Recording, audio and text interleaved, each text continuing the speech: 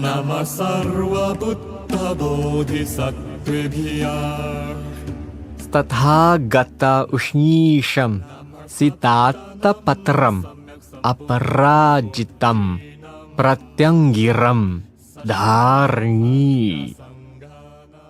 नाहमः सर्वबुद्धबोधिसत्त्वेभ्यः नमः सप्तानां सम्यक् सम्बुद्धकोटीनां सश्रावकसङ्घानां नमो लोके अर्हन्तानां नमः श्रोतापन्नानां नमः सकृदागामीनां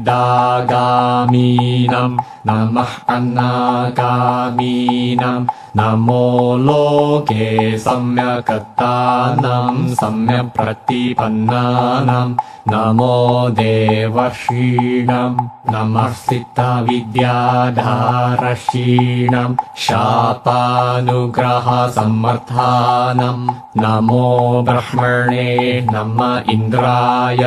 नमो भगवते रुद्राय उमापतिसहीयाय नमो भगवते नारायणाय लक्ष्मी पञ्चमहामुद्रा नमस्कृताय नमो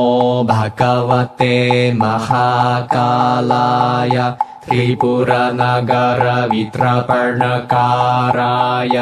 अधिमुक्तिकश्मशानवासिने मातृकर्ण नमस्कृताय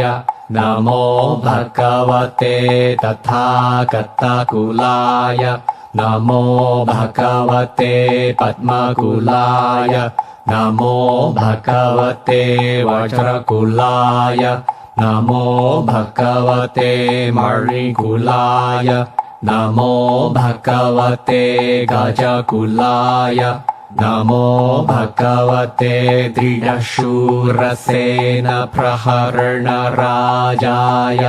तथागतायार्हते सम्यक् सम्बुद्धाय